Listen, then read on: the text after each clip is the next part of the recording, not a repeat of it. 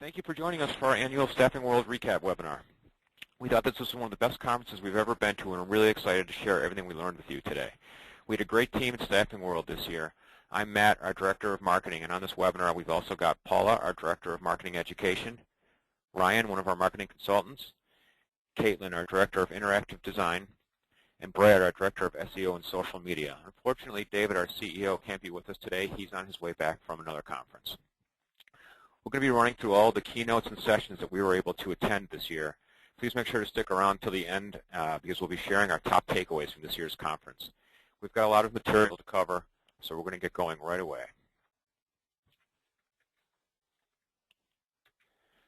And please, if you will, join us on Twitter. We're going to be live tweeting this webinar at #LunchWithHaley. And our social media team will be monitoring that and answering any questions that come along the way during the webinar. I'm going to start with the opening remarks from Richard Wahlquist, who's the President and CEO of American Staffing Association. Every year, Richard opens the conference with his State of the Union in staffing. He really just talks about the trends that they've seen over the last year. And this year, the big thing, and this kept coming up during the conference, were the gaps. There's a confidence gap from the public and the government. There's a certainty gap in the economy, and there's the education gap with the STEM skills, which are science, technology, engineering, and math. And what we see as a result of the education gap is the skills gap, where we've got 12 million Americans looking for work, and there are 4.8 million job openings. So there's a lot of jobs that can't get filled. There's a lot of people looking for work, but unfortunately we're unable to fill those jobs. And besides just the skills gap, what I think that leads to is there's a gap in actually that connection, where there's got to be people, who would work for those jobs, but they just can't find them. And that's where staffing comes in. That's where we've really got an ability to help people. The other thing that Richard Wahlquist talked about is that we might be seeing a shift in a kind of a secular shift in staffing. Staffing right now is at a 2.1% penetration rate, which is historically what we've seen in the past, but many believe that staffing can go to even 5 or maybe even 10%, regardless of the state of the economy. So we'll monitor that and see how that goes, throughout this year and into next year. During his open remarks, Richard did a poll of the attendees, and I just wanted to share those with you real quick because it kind of gave kind of let you know where other staffing firms are compared to yourself. A majority of the attendees thought that they would see about a 10% increase in revenues in 2014. And what we found at the top concern of attendees is recruiting qualified talent. And again, I know I mentioned that already, but that is something that's going to keep coming up throughout the review of this conference.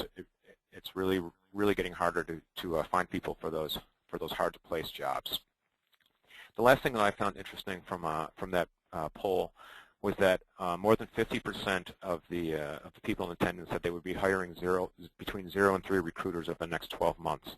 So not a lot of growth in terms of internal staff for the staffing firms that were at Staffing World. And the last thing I wanted to share from his opening remarks were the 2014 Staffing Employee Survey. They surveyed 275 companies and about 12,000 current and former contract employees. And some of the findings were 48%, about 50% of the people, of the staffing employees, said that they use staffing as a way to get a better job. 22% said that flexibility was the reason that they chose staffing employment.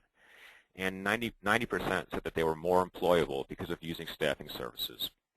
And a full 92% said that they were satisfied with their experience working in staffing. And I think that's kind of important because more often we hear from the squeaky wheel.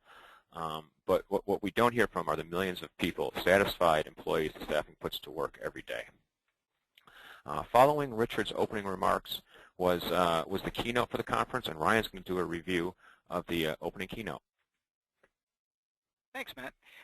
So in following the stage that Richard set, where the U6 number has 12 million Americans either unemployed or they've dropped out of the workforce and looking for a job altogether, and 4.8 million jobs are remaining unfilled, it can certainly seem impossible to address that gap.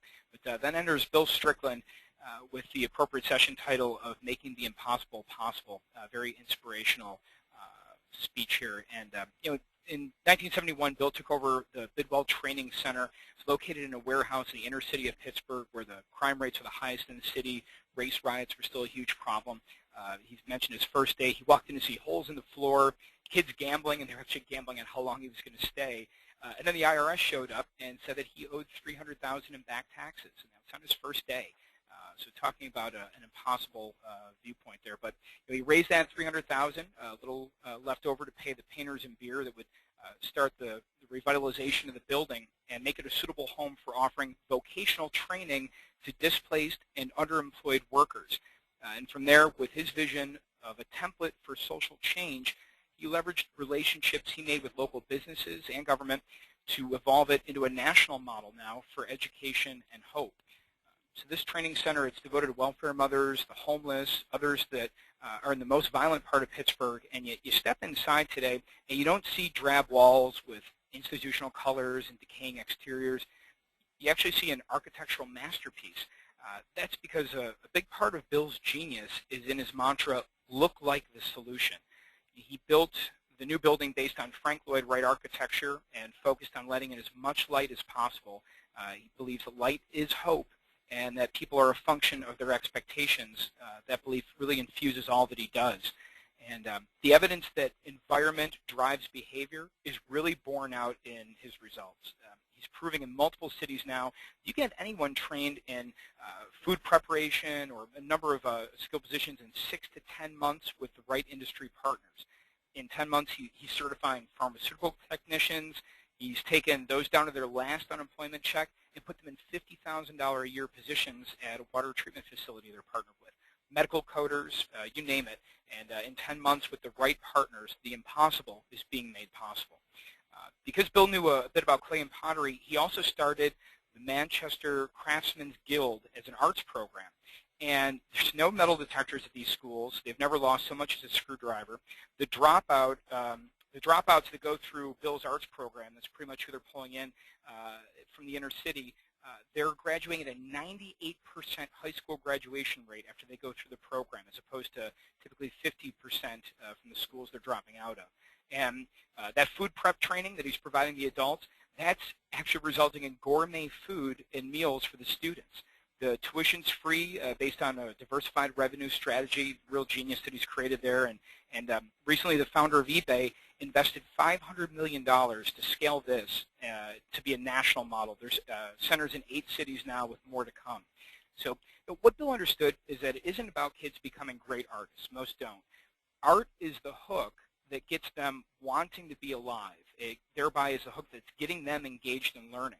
And it's a methodology. He's got it figured out. He's doubled the graduation rates. With so much being wasted, Bill is out there turning what people consider liabilities into assets. And that's a challenge that I think all of us have to address. I know I found it very inspiring that someone already has the secret sauce there, how to do this. And the staffing world can play a huge role in turning liabilities into assets for the country at large. Imagine what partnering with the right employer and providing 10 months of training to those hidden assets out there could mean for everyone. I'll pass it over to Paula here. Hey, thanks, Ryan.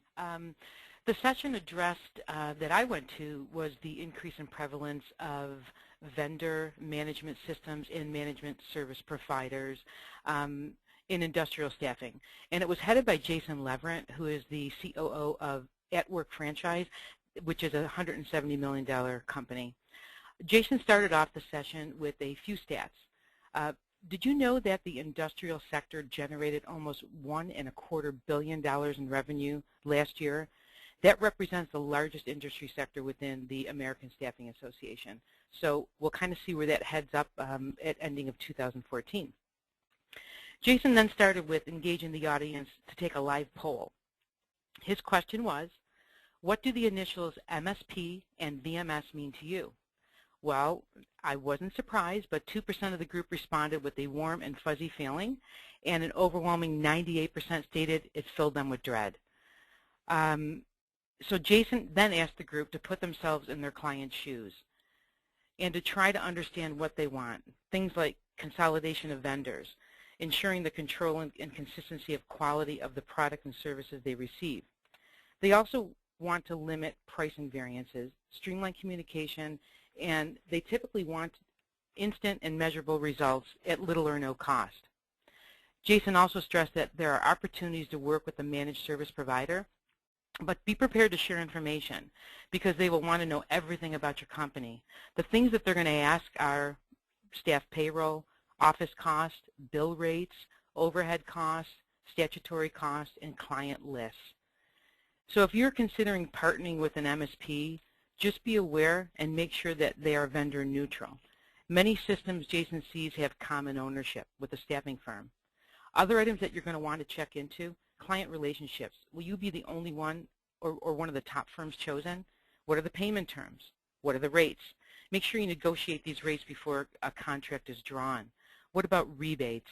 Ask for discounts based on volume or early pay rates. The worst they can do is say no. Just keep in mind that there is flexibility and they will typically work with you. Finally, Jason stressed that you should participate. If you decide to participate with an MSP, you would need to weigh the pros and cons for your business. If you do, negotiate the best deal possible. And then, how valuable is the client relationship to you? The choice is yours whether or not to participate. Thanks, Paul. The next session we're going to go over is the keynote that was on Tuesday, and it was called Running at Full Power, Maximize Your Company's Success by Jeff Smart and Alan Foster. And really what this session about is hiring talented teams, which is really the biggest issue, both for staffing companies and obviously for your clients. And as we know, there are a lot of costs to getting it wrong. There's financial costs, there are reputational costs, there's the morale costs to the employees who are left behind when you make a bad hire. Somebody has to be fired, and people have to pick up the slack. And what Jeff and Alan did was really go over some hiring and interviewing techniques that they've taken from over 15,000 hiring cases. So they had a lot of really good data to back this stuff up on. And they started out with some of the, we'll call them unfortunate, they called them voodoo hiring techniques. The first technique they talked about was the art critic technique, which is where people hire based on they know what they want when they see it. It's a very unanalytical way to go about hiring. The next one they talked about was the prosecutor technique, and this is the one where you have the questions like how many tennis balls does it take to fill up a 747? These are the type of questions that make people nervous and are really not indicative of how they'll be performing in the job that they're interviewing for. And the last bad technique that they talked about was the fortune teller technique, where you ask people, how would you do this job? And the main thing that they got across on that point was that when you ask hypothetical questions, you get hypothetical answers. So don't ask hypothetical questions. And we'll go over real quickly some good questions to ask. They also talked about job descriptions, because the job description, even before the interview, is really going to get you the correct type of candidates and let people know, what kind of job they're going to be applying for. Job description should have a set of outcomes. Oftentimes our job descriptions are non-descriptive. They should have a set of outcomes. When writing a job description, you want to be as specific as possible. So it should say, from X to Y by Z, where X is your starting point, Y is the goal, and Z is the time frame. So for example, it could be to increase revenue from 100,000 to 125,000 by the end of Q4 of 2015. So you just want to make sure that you've got some specific measurable outcomes in your job descriptions. Another method that they went over, they called it the A method for interviewing, and it's the WHO interview. And this technique cannot be done for all candidates. It really would be only for top-level candidates when you've reached sort of the end of the interview process, because it really can take a couple of hours to delve deeply into this technique. But the main things that you want to get across in this interview were, at each position that's from their relevant experience, what were they hired to do? What did they accomplish? What were the low points? What were some of the mistakes that they made at the job? And at this point, you want to ask them what their boss's name was. And after you ask them what their boss's name was, ask them to spell it and write it down. Then ask them, if I reference check, what would this boss tell me your greatest strengths and weaknesses are? And they call this the TORC, which is a threat of reference check, and it really can get people to open up. And another technique that they gave was, if you really are having trouble with candidates telling you what their weaknesses may be, what you can ask them is, what have you improved on over the last 5 years? And they should at least give you an idea of things that they may have been deficient in that they've been trying to work on. The last thing you want to ask about all their relevant experiences, what was the reason that you left that position? And they talked about the best questions, and questions like what, how, and tell me more are the best kind of drill-down questions that you can have. You really want it to be open-ended, and you want the interview to be conversational, and phrases and words like that tend to keep the conversation going. Next, we're going to have Brad talk about practices for creating growth. Thanks so much, Matt. And Practices for Creating Substantial Growth was a session held by Scott Wintrip. If you've never heard Scott speak, I really encourage everybody on this call to take a listen. He offers some great real take-home value that you can implement pretty quickly in your firm.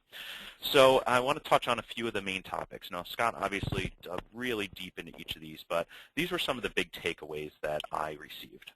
Number one, there's really only 3 reasons people don't buy. And this goes across industries. One is brand unconsciousness. They don't know about you. One is brand amnesia. Maybe they knew about you, but they've forgotten. So what you need to do is put a plan in place, maybe a drip marketing campaign, maybe a strategic call campaign, follow-up campaign, to make sure that people remember your brand. They're not going to remember you unless you touch them frequently and unless you reach them several times back to back to back. So think about that in your marketing strategy. And the last reason people don't buy is really brand obeyity. So they already have an existing relationship with another vendor. There needs to be an impetus to push them over the edge to change. Okay, you can help speed that along by providing more value, by providing disruptive technology, by giving them a good reason to switch. But know that they may be loyal to their existing supplier, so there's going to be some challenge there. One other topic that Scott touched on was looking at your overall value spectrum or your service offering and giving more options. Historically, when you look at staffing firms, they really don't offer options. Okay? They offer a service. And Scott said, you need to reinvent that. You need to look at giving options because people like to buy based on options. So really look at redefining 3 different options. One, a basic option. Okay, this just kind of meets the objective. And what is meeting the objective? It's taking a job order, filling that job order. That's it. That's basic. There's a mid-tier where you do objective and add a little bit of value to that. Add something that they're not getting from other staffing firms that offer basic service. And then there's a premium model where you're meeting the objective and then you're offering something of extremely high value. And you're pricing this at a premium cost as well. The benefit to doing this is you change that conversation. So instead of people looking at your service, looking at your company and saying, you know what, do I want to work with XYZ Staffing? It changes that conversation around a little bit. So it gets them to think, okay, how do I want to work with XYZ Staffing? Okay, do I want basic, do I want mid-level, or premium? It puts you in a position where you can more easily close that sale by offering those different options. It gives the buyer the feeling that they're making a choice, that they have a decision, and that it's not a decision on whether or not to use you, it's a decision on how they're going to use you. And then one tip that Scott kept driving home was, as an industry, we need to stop reducing price without decreasing the value. And what he meant by that is oftentimes we'll just lower our markup, right? We'll take less profit and deliver the same thing that we're doing. What does that do? It tells the buyer that, hey, I can get the same thing and pay less. Instead, take away some value. Say, yeah, we can lower our markup, but we have to do these other 3 things and take these other 3 things off the list. So we can certainly lower the price, but we're going to have to take things away. Okay? You need to begin doing that so we can get out of the commodity zone, so we can get out of talking about price. Scott went on to identify 4 no's that your salespeople are going to hear. And again, there were 3 reasons people don't buy. Here are the 4 no's that your salespeople are going to hear when they go into a client.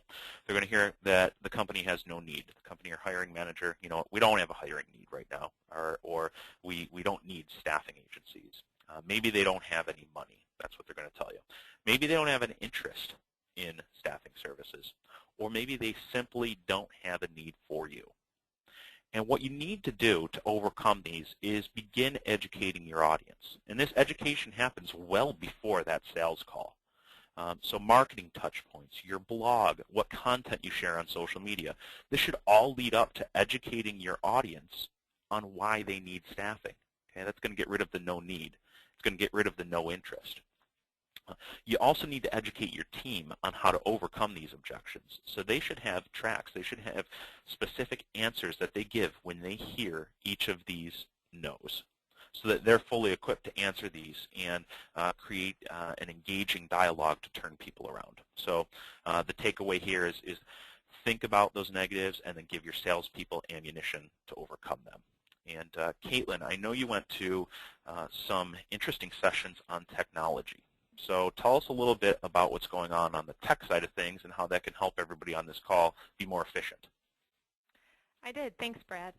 And I just want to say I had the pleasure of attending Staffing World for the first time this year, and I had a great time, and I'm thankful for the opportunity to meet everyone and talk to other people in the industry, as well as attend some of these unique and engaging workshops. So this first workshop is the hottest technology upgrades for 2014 that will move your business. This workshop included a panel of technology professionals who evaluated 12 different emerging technologies that can help make your business processes more efficient. I picked out a few of the recruiting-focused ones to highlight, but I'll follow it up at the end with a list of all 12. So let's jump into the first one, which is TalentBin by Monster.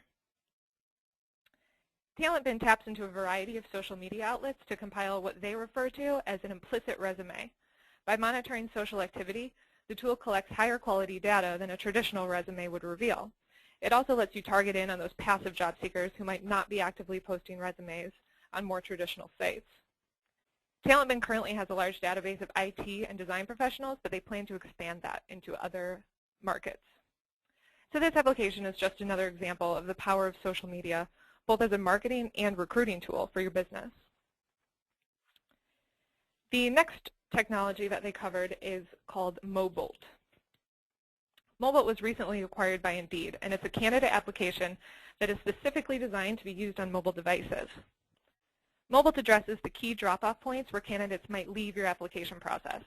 These include coming across an application that is just not well formatted on a mobile device, having a long account creation process, having a long application forms with just too many fields to fill out, and the requirement of a resume when one might not be readily available.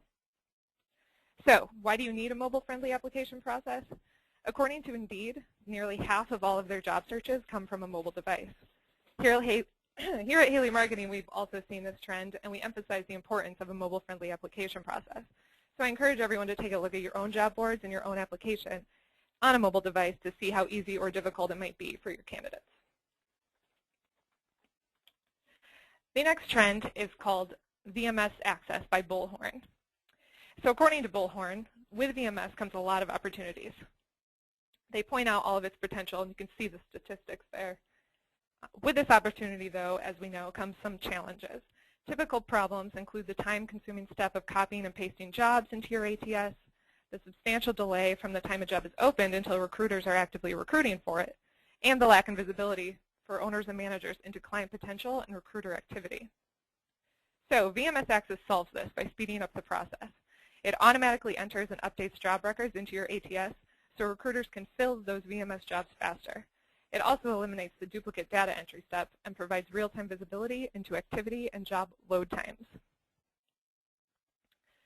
Finally, we have Schedule by TalentRover. Schedule is a full-featured, shift-based scheduling module for the TalentRover ATS. It was developed by recruiters and has a very user-friendly interface. Schedule has both client and candidate portals. And among other things, candidates can update their availability, view open projects, upload certification information, while clients can input shifts, set rules and requirements, and view open shifts in a calendar view. So although Schedule is very feature-rich, the system is still user-friendly, and it allows instant visibility of your candidate versus project availability. Finally, here's the list of all 12 technologies evaluated by the panel. These 12 are just a sample of the many, many technology solutions out there that can help your business solve problems and maximize efficiencies. I encourage everyone to take a look at these and think about where you can improve your own workflows. And as always, don't be afraid to get in touch with a marketing advisor here at Haley Marketing Group to help guide you through some of the opportunities that are out there. Thanks, Caitlin. Next, we're going to go over a great session I went to by Greg Dorsching, who's a recruiting sales trainer in the industry, and it's called Back to the Future: Recruiting Over the Next 10 Years. And the reason that this is so important is because the workforce and recruiting are changing so rapidly. The top 10 most in-demand jobs in 2010 did not exist in 2004. And we know that the way that the current workforce has changed, the current workforce will have had 14 jobs by the time they turn 38.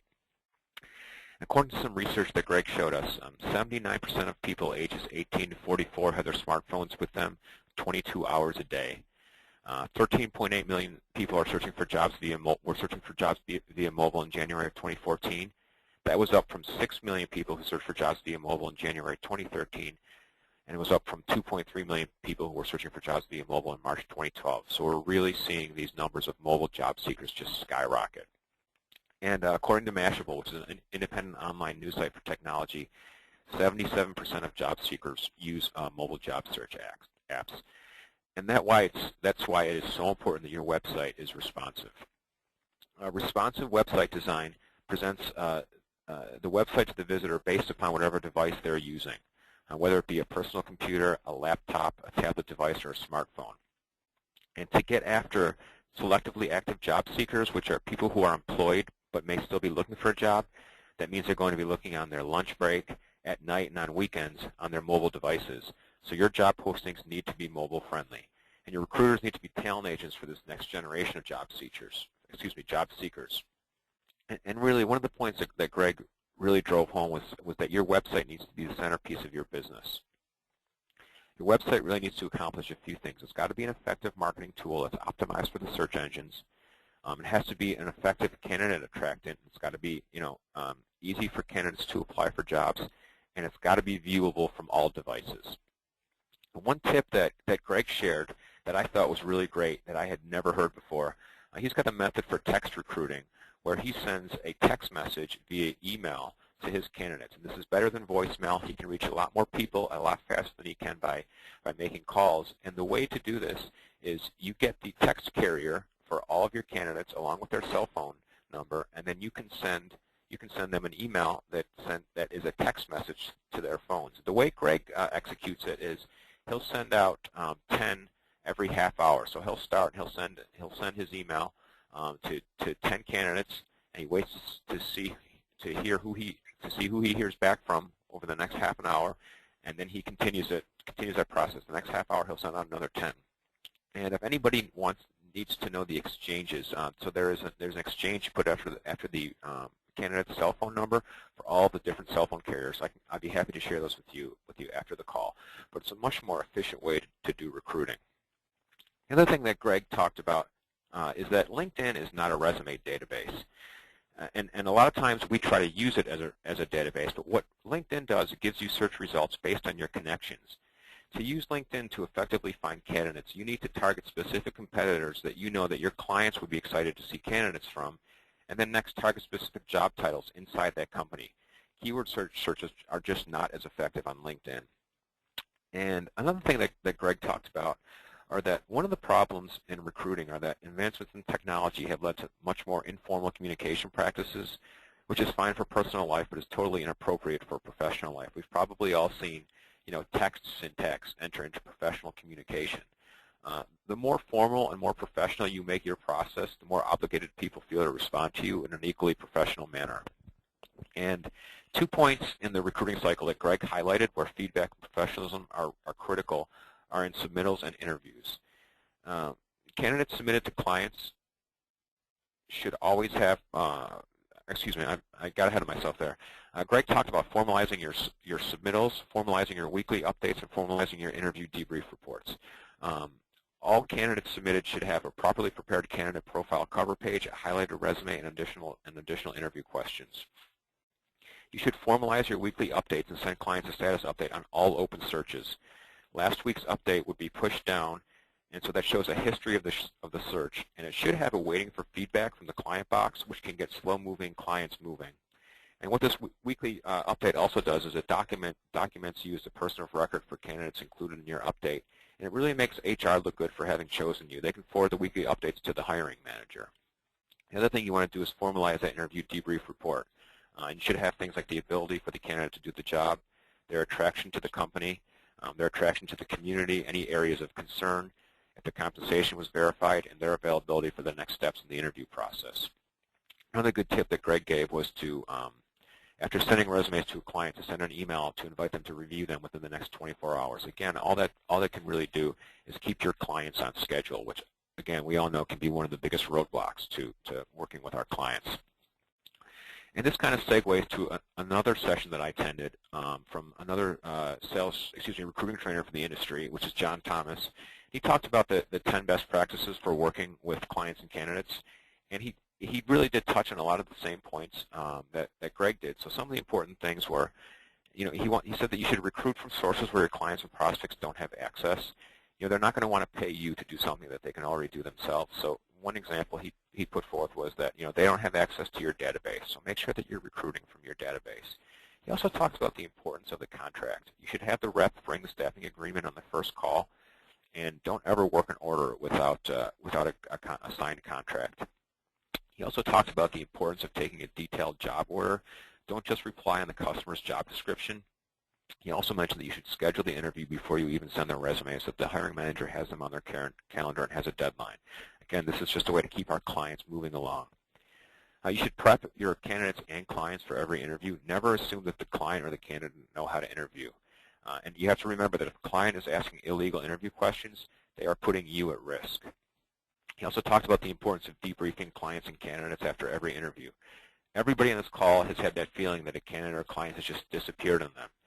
When the interview is scheduled, also send a calendar invite for the debrief. You should be driving the process. And he talked about in the current cycle, candidates will often move on within 24 hours if they don't have feedback.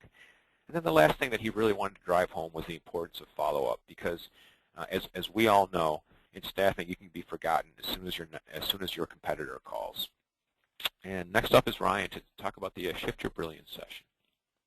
Thanks, Matt. Great reminder of a lot of good fundamentals there.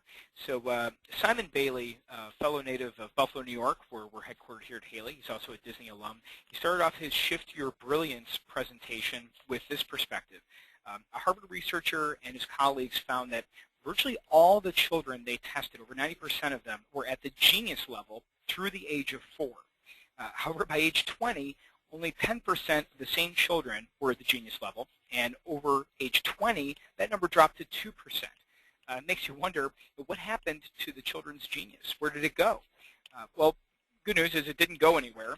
It's still there, but it's hidden deep, and people are born brilliant, and they really spend the rest of their lives having that brilliance buried by the environment that's around them and how they negotiate that environment. So the takeaway there is it's not that we're getting dumber as we age, but the environment is kind of wearing us down, and we forget what really makes us shine.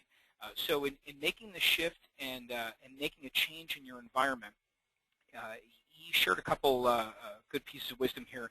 Brilliance is really released in an environment where people are celebrated rather than tolerated.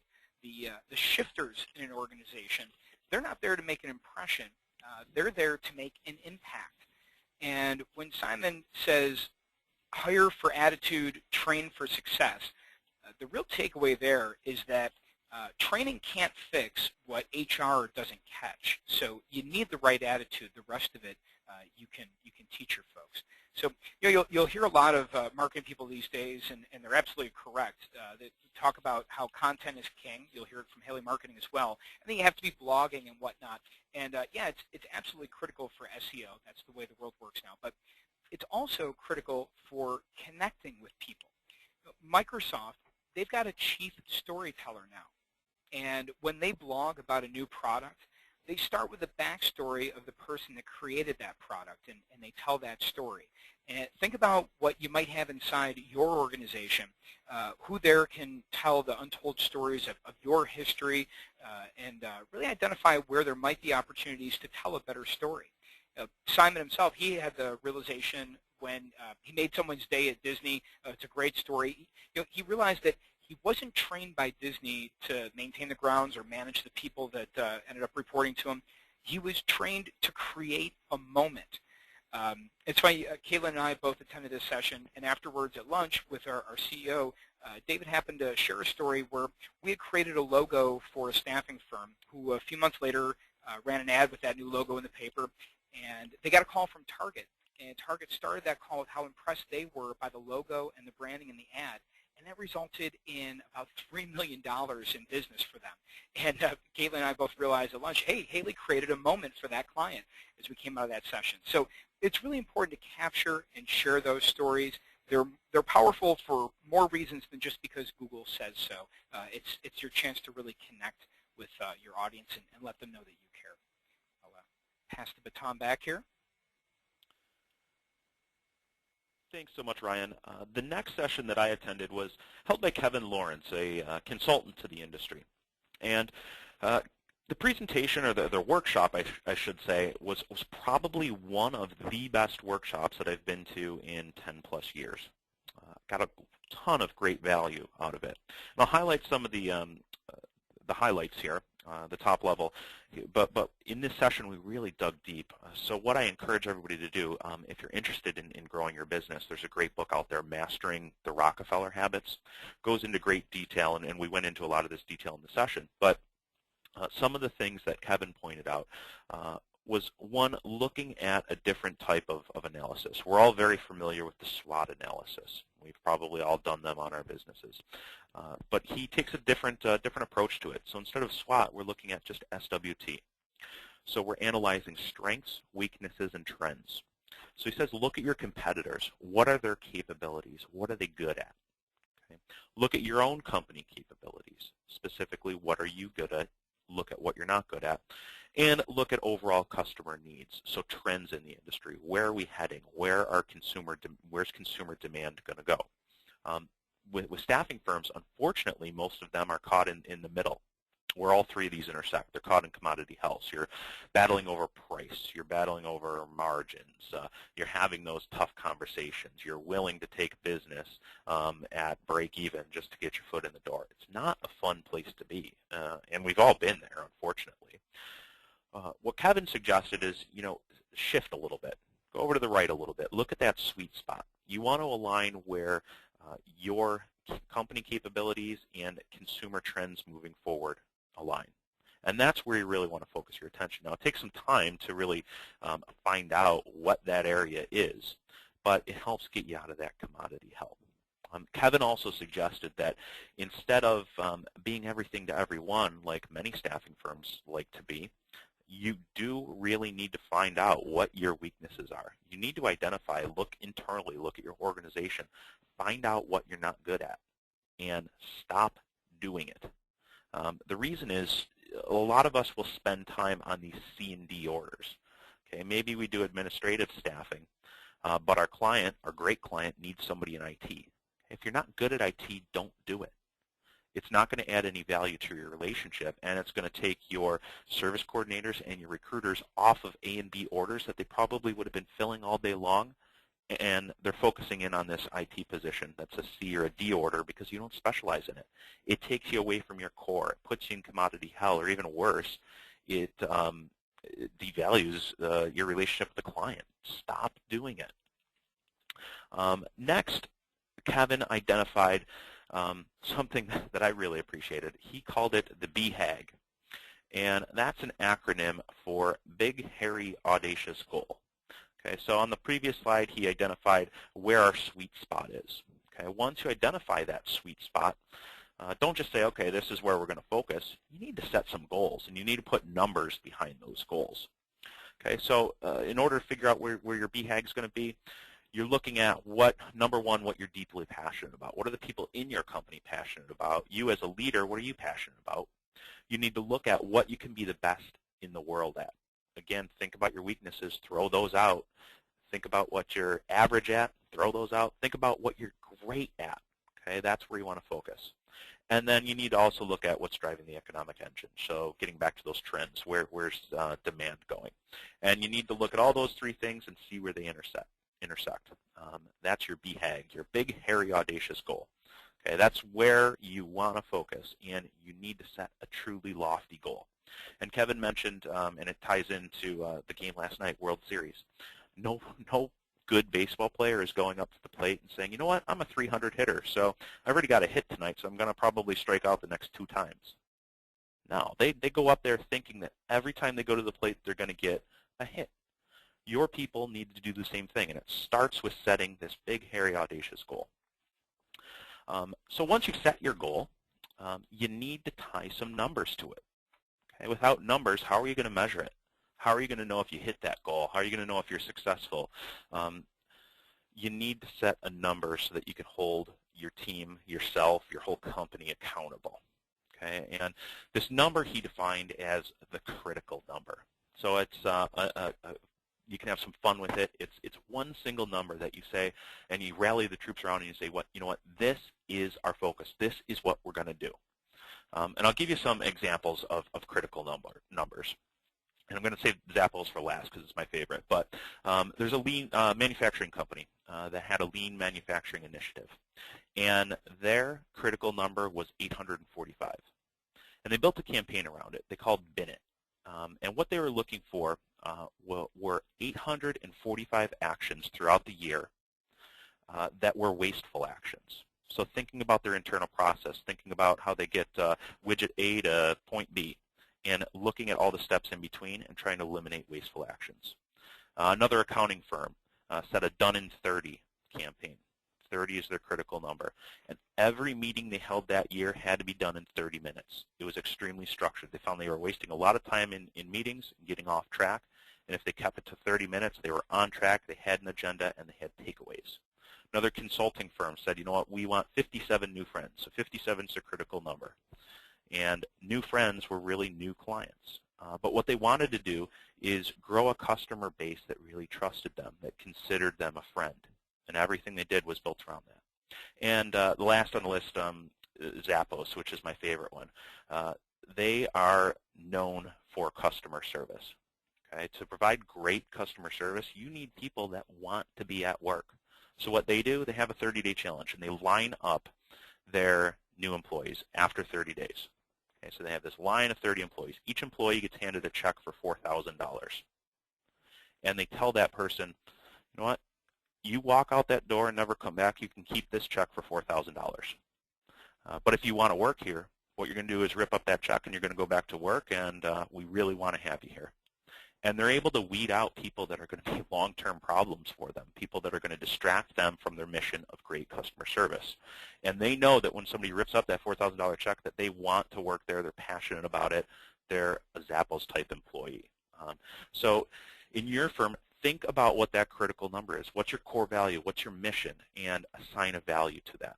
And what's important is to continually review that, refresh it, and show progress. Okay, if you set that number on January 1 or January 2 when you're back in the office, and you don't mention it again until late December, nothing's going to happen. Okay, you need to track it. You need to show progress. You need to get people on board and celebrate the wins along the way. So, Matt, I'm going to pass it back to you and talk a little bit about pricing strategies. Yeah, thanks, Brad. Those are some really interesting stories, too, so thanks for sharing those. We're going to talk about pricing real quick. It's everybody's favorite subject, I know.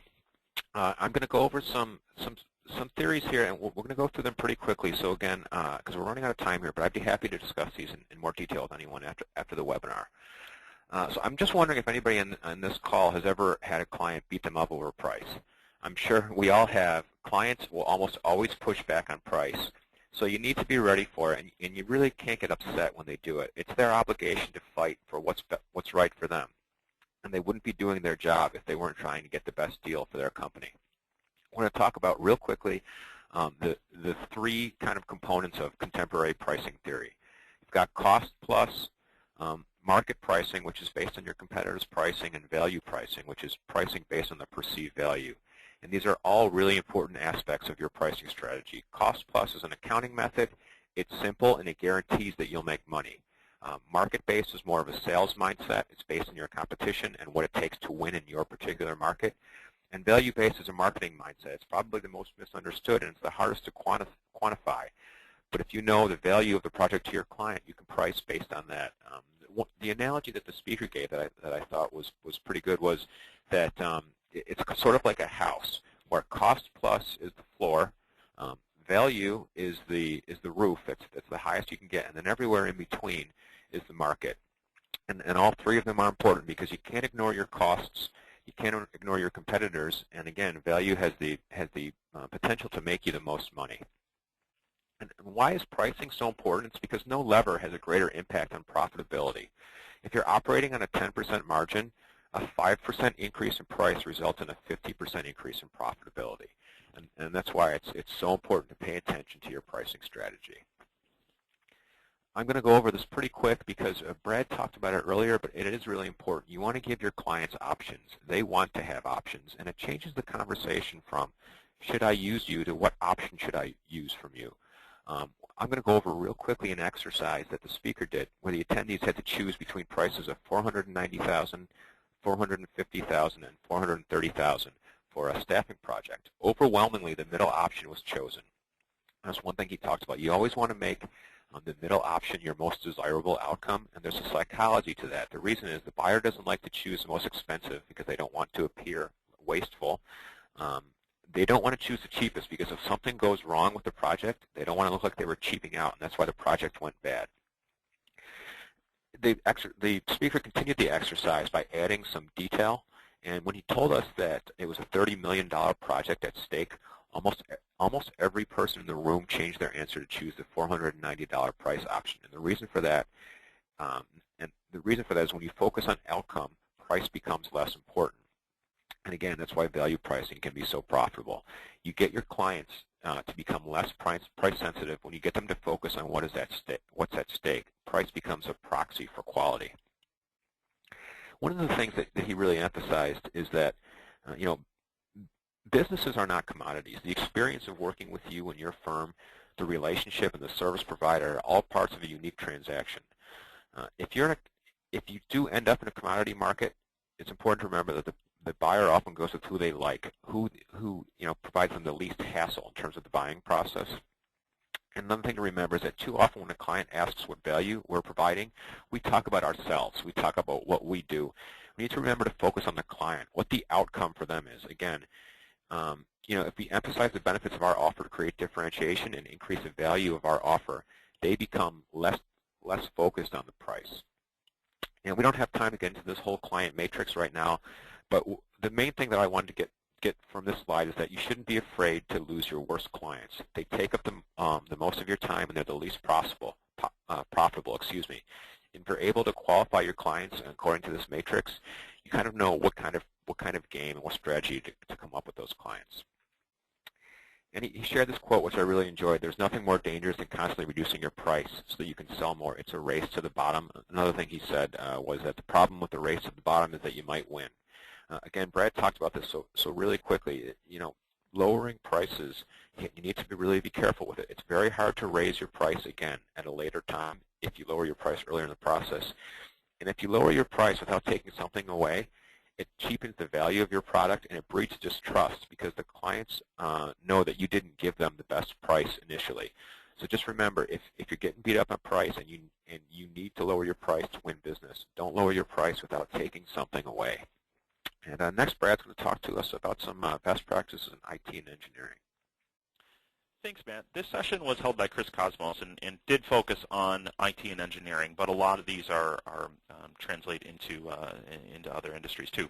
So I'll be real quick. The fill ratio in IT and engineering, if you're at 35, is pretty good. But again, using that analogy of a baseball player, you want to be higher than 1 out of 3. Okay, so set a higher goal. Set your big, hairy, audacious goal much higher than 35%. But in order to hit that, you need to identify processes and workflow issues. And one of the biggest workflow issues that Chris has identified in IT and engineering is that sales takes just about any order they can get. All right, so there's A and B orders, and there's C and D orders, and God help us if there's E and F orders. What happens oftentimes is companies are excited. They have 1,000 open job orders, all right, and that seems like a good thing, right? But 1,000 open job orders isn't really good for anybody. especially if you're not filling any of them. So what Chris had done is gone into a company and said, you know what, we're cutting this completely in half. Okay, so all those C&D orders are out. We're only going to focus on A and Bs. And what happened? Their fill ratio went way up. So instead of 35%, they're at 50 to 60%, and they're much more profitable.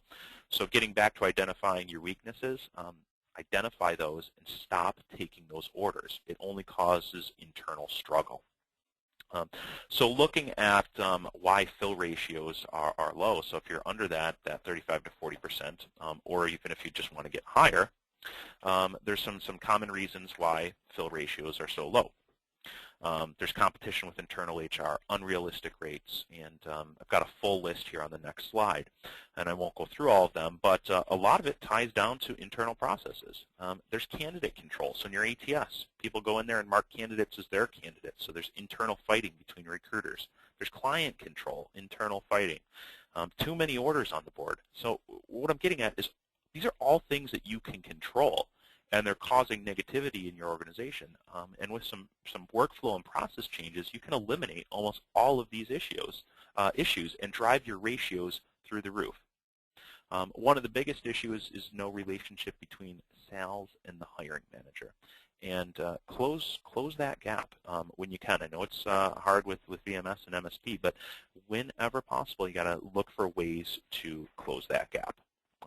Caitlin, I'll pass it over to you. I know you're going to talk a little bit about marketing and brand awareness. Thanks, Brad. Yes, I attended the Marketing and Brand Awareness Starts With Your Sales Team workshop, which is also presented by Chris Cosmos. In it, Chris gives some valuable insights into the sales process, and he laid out a formula for success. First, he emphasized that you are the #1 reason a prospect will work with your company. So therefore, when you're working with prospects, it's crucial that you add value and be memorable. So how do you do this? Well, first, Chris says you need to know your business. Your company has a unique value proposition that you should be able to describe in 20 seconds or less. Next, he recommended to always have a full pipeline of prospects and clients, and he laid out a few tips for how to achieve that, which you can see there. Finally, he kind of echoed what Ryan presented about Simon Bailey's advice to create a moment, and he stressed the importance to build a connection with the prospects by both listening and adding value. Identify the type of buyer and your method of communication, then you can develop a connection by building rapport, finding common ground, and recognizing their type of personality. You want to provide legitimate business reasons as to why someone should work with you, and he provides a few examples of value-added content, such as sharing an article the client might find interesting or following up with a handwritten note.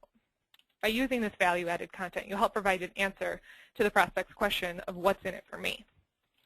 So in summary, just remember that to your prospect, you're the biggest representative of your brand, and these strategies can be used to build and maintain relationships that keep you top of mind with your prospects. And I'll hand that back over to you, Matt. Thanks, Caitlin. We're going to talk about hard-to-fill positions real quickly. Based on demographics, this gap is widening. It's getting more difficult to find talent. The good news is that you can charge a premium for working these orders. The main thing I wanted to get across from this one is that ASA has created a skills gap index. I think this is a really useful tool. You can go to the link on this page, and even if you're not a member of ASA, you can see the summary. If you are a member of ASA, you have access to the full index. You can use it to target prospects in your area who might be having a hard time hiring. You can even use it to look for candidates you could skill market to those types of prospects. With the difficulties in hiring because of the skills gap, try to educate your clients that it's not about checking off every box in the necessary experience section of their job description, but get them to focus on employees who have the skills and personal traits to excel in the job and can be trained for specific job functions, because it's just getting harder and harder to find somebody who has all the necessary experience. The biggest takeaway is that staffing firms are educating their clients to speed up decision-making, raise wages, and add training for these hard-to-fill positions. We're going to go to Paula for the closing keynote of the presentation. Hey, thanks, Matt. Just want to let everybody know that right after I discuss the closing session, we're going to be talking about key takeaways and getting into Voice Award winners, that visual that you all can see.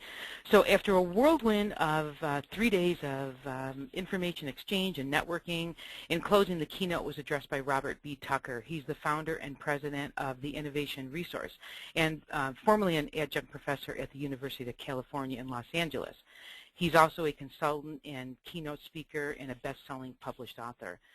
Robert drove the fact that to drive growth in today's highly competitive business environment, staffing companies must learn to think ahead of the curve, add value and uniqueness to each client interaction, differentiate offerings in decommoditized transactions, and most importantly, to involve everyone in the innovation process within your company. Robert's clients include over 200 of the Fortune 500 companies, and his prediction, these were interesting. In 10 years, over 40% of the Fortune 500 companies will not be around. And by 2020, more than 3/4 of the companies that make up the S&P 500 are going to be companies that we have not even heard of yet. I guess we're going to have to stick around for a few more years to see if that prediction comes true. But Robert's company has benchmarked the world's most innovative companies and shared with us 5 best practices that they all have in common. The first one is embrace innovation and make it a strategic imperative. Number 2, manage ideas as assets. Number 3, collaborate with customers and strategic partners. Number 4, cultivate risk-taking cultures. And finally, number 5, involve everyone in the enterprise. So Robert's closing message was in the form of a question, which was, what is your company's next breakthrough idea? Make sure you have a model and process in place for innovation. And lastly, make innovation everyone's business, not just the ones in your company with the title.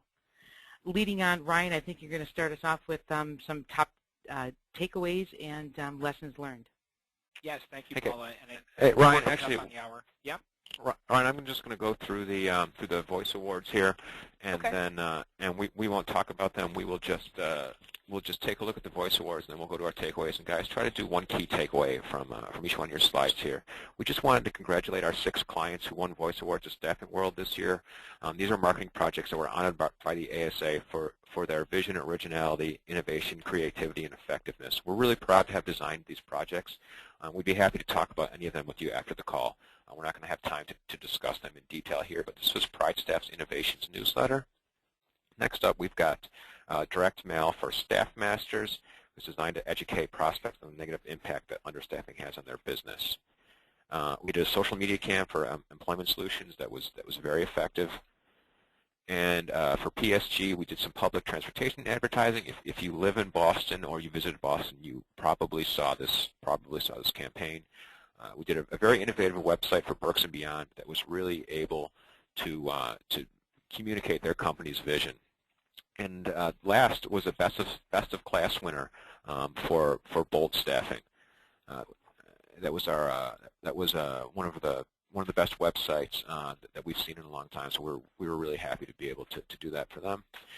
Now we're going to go on to Ryan's lessons. Great, thanks, Matt. So just quickly here, 3 main takeaways. Harvest the great stories within your firm and share them. This is the one I'll focus on because, you know, it's really important to understand where your value is and be able to communicate that with the story. With the hundreds of staffing firms I speak with, and some of them don't have real differentiators. The differentiator becomes how you tell your story and how you connect with people. So that's most important here. But also brilliance lies everywhere, and the staffing index is at 105. That's a great number, best since 2007. Thanks, Ryan. For my lesson, really, we talked about it earlier, but give your customers options. Let people choose how they want to work with you instead of if they want to work with you, and it'll change that conversation. My next lesson came from a roundtable that I had the pleasure of moderating at Staffing World, and one of the biggest challenges people mentioned on social media was that they get negative reviews from candidates. And why do they get negative reviews from candidates? Because they lie to candidates. And it's not intentional.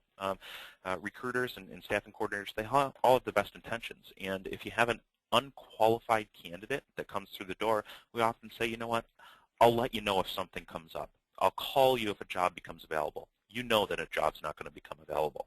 So instead of telling them that, tell them up front. Tell them why they're not placeable. Tell them what they can do to fix that so that they are placeable. And in a month from now, in 6 months from now, in a year from now, maybe you can place them. So be more honest with candidates, and it will help prevent them from going to Yelp and Facebook and other places and bad-mouthing you. Also from that roundtable, a few other lessons on social recruiting that we talked about and shared. Social media can be extremely effective in recruiting niche positions. So really those hard-to-find positions that you're faced with in this talent shortage. And I want to tell you, don't be afraid to pay. All the social networks have I shouldn't say all, but many of them, Facebook in particular, has a great paid option where you can get in front of a specific audience. Also, don't just hand social media to the youngest person in your office. Just because they know social media doesn't know they know business or marketing. So hand it to somebody that is extremely competent in those things and can connect social marketing to business outcomes and start tracking things. All too often we see people don't track recruiting efforts and have nothing to go on afterwards. They don't know if it worked or not. Paula, let's pass it over to you for some lessons. Thank you, Brad. Down and dirty. Be more social.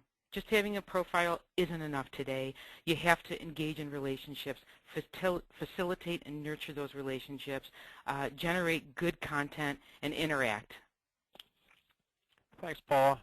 Remember that you need to have a responsive website because of how much how much mobile has just exploded, and formalize your submittals and your weekly updates. In terms of pricing, just remember that clients are going to push you back on price, so be ready for it, and they will be less price sensitive when you get them to focus on what is at stake. And in terms of those hard to fill positions, just remember you can use that skills gap for prospecting in your area, and get your clients to focus on employees who have the skills and traits to excel at the job. Again, with those hard to fill positions, you're not going to be able to check off every box in the job description. That takes us to the end of the presentation. We want to let you all know, thank you for being with us here today. I want to let you know that we'll be doing a Lunch with Haley webinar on staffing website optimization in October. Brad and Dan, our SEO specialists, will be hosting that, and it's going to be about improving your search rankings and driving more business. So we hope you can join us for that. You can go to lunchwithhaley.com to sign up for it, and we're going to stay on the line here and answer your questions. But thank you, everybody, for being here today. I'm going to start going through the questions now.